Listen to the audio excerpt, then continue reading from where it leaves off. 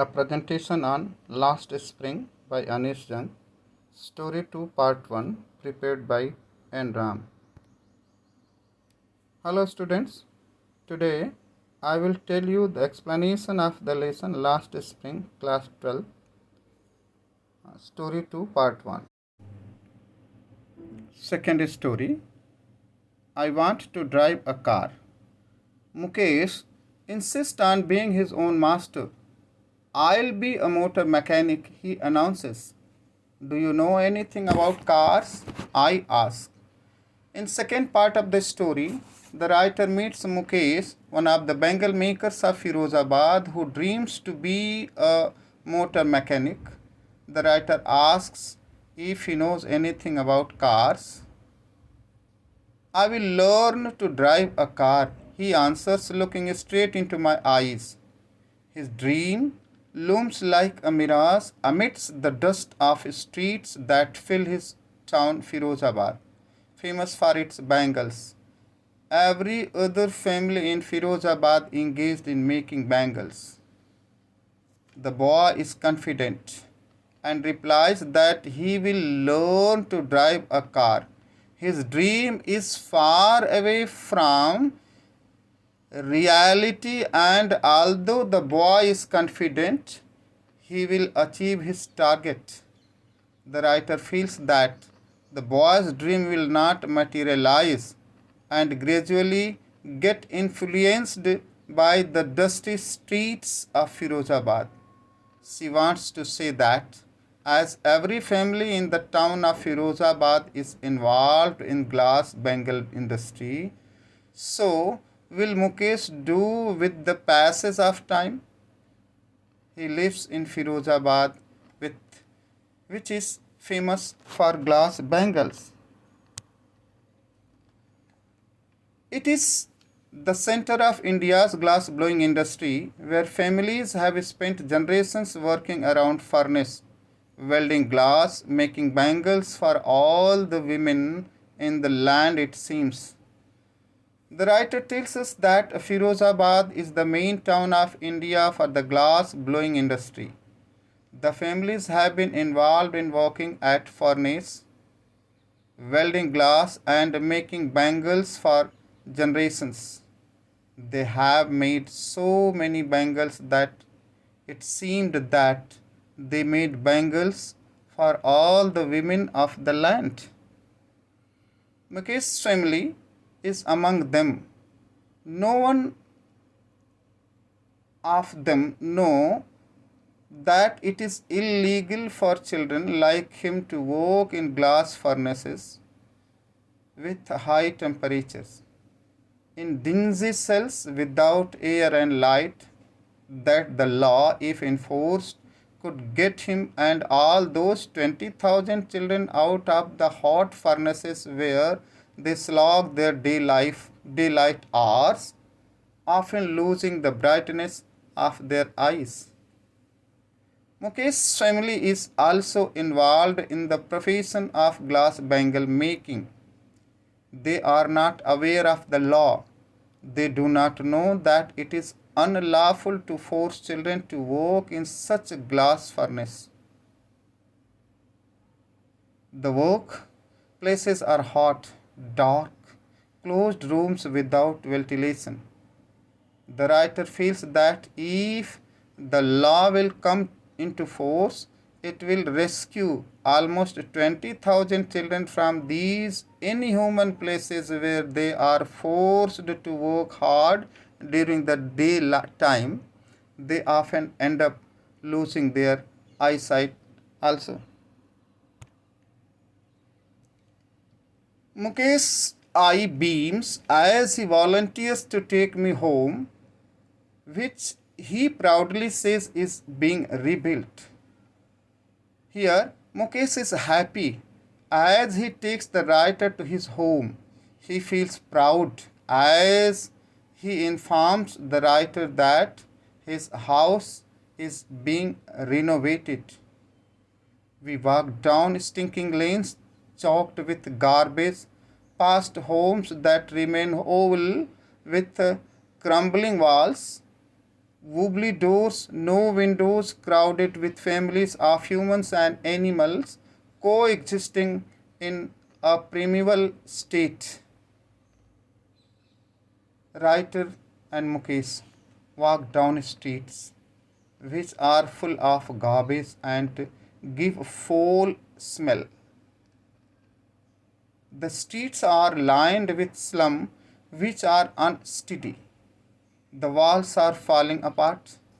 The doors are unsteady with no windows and are full of families where people live along with animals. And this condition reminds the writer of a prehistoric man who lived like animals. He stops at the door of one such house, bangs a wobbly iron door with his foot, and pushed it open. We enter a half built shack. In one part of it, thatched with dead grass, is a firewood stove over which sits a large vessel of sizzling spinach leaves.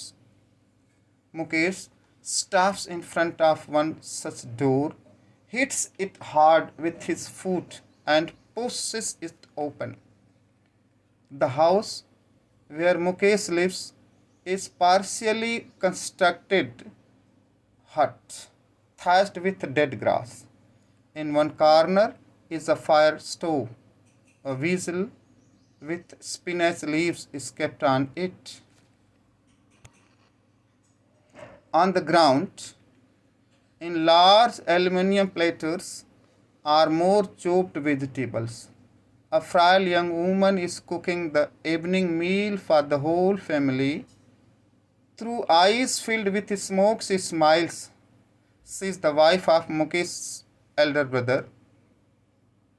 Not much older in years, she has begun to command respect as the Bahu, the daughter in law of the house, already in charge of three men, her husband, Mukesh, and their father. There are more plates with chopped vegetables in them. There is a thin, young woman cooking the evening meal for the family. Her eyes are full of smoke emanating from the stove, but she is still cheerful and smiles to see the writer. She is the wife of Mukesh's elder brother. Although she is not much older than Mukesh, she is a responsible person and is worthy to get respect from the family as the daughter in law of the family. She takes care of three men, her husband, Mukesh, and his father. When the elder man enters, she gently withdraws behind the broken wall and brings her wheel closer to her face. A custom demands daughters in law must veil their face before male elders. As Mukesh's father enters the house, the daughter in law hides behind the wall and covers her face behind her veil. It is a tradition for the daughter in laws to hide their face in the presence of the older male members of the family. In this case, the elder is an impoverished bangle maker. Despite long years of hard labor, first as a tailor, then a bangle maker, he has failed to renovate a house, send his two sons to school.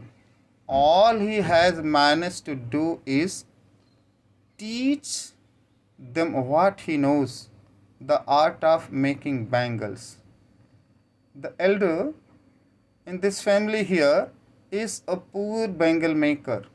He has worked hard all his life, first as a tailor, then as a bangle maker. He is still not able to either renovate the house or send his sons to school. He had just managed to teach them the skill of making bangles. It is his karma, his destiny, says Mukesh's grandmother, who has watched her own husband go blind with the dust from polishing the glass of bangles. Can a God given lioness ever be broken? She implies. Grandmother of Mukesh justifies her son by saying that he is destined to make bangles as it has been their family profession. She has seen her husband become blind due to the dust from polishing the glass bangles. She said that their family have got this art of bangle making from a god, and so they had to carry on the tradition. Born in the caste of bangle makers, they have seen nothing but bangles in the house, in the yard, in every other yard, every street in Firozabad. Spiral of bangles, sunny gold, paddy green, royal blue, pink, purple, every color born out of the seven colors of the rainbow, lying in mounds in the unkempt yards, are piled on four-wheeled handcarts pushed by the young men along the narrow lanes of the shanty town. They are born in a particular caste which has to follow the profession of bangle making. All their life they have just seen these glass bangles. They are everywhere, in the backyard, in the next house, in their yard, and even in the street of the town. They are huge spiral bunches of bangles in different colors like gold, green, blue, pink, purple. These are bangles of all the color of the rainbow. Further, the writer says that there are bangles in the neglected yard too. They are dumped on handcarts for sale. They are pushed by the men along the street of Firozabad. And in dark hutments next to lines of flames of flickering oil lamp sit boys and girls with their fathers and mothers welding pieces of colored glass into circle of bangles. Their eyes are more adjusted to the dark than to the light outside. That is why they often end up losing their eyesight before they become adults. The writer describes the environment where these bangle makers work. They were small, dark huts. The children would sit next to a line of oil lamp whose flames were unsteady. They, along with their parents, joined the pieces of colored glasses into circle called bangles.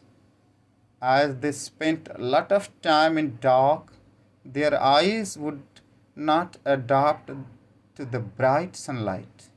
Many of them lost their eyesight before gaining adulthood. Thank you for watching the video. The rest in the next part. Please subscribe to my channel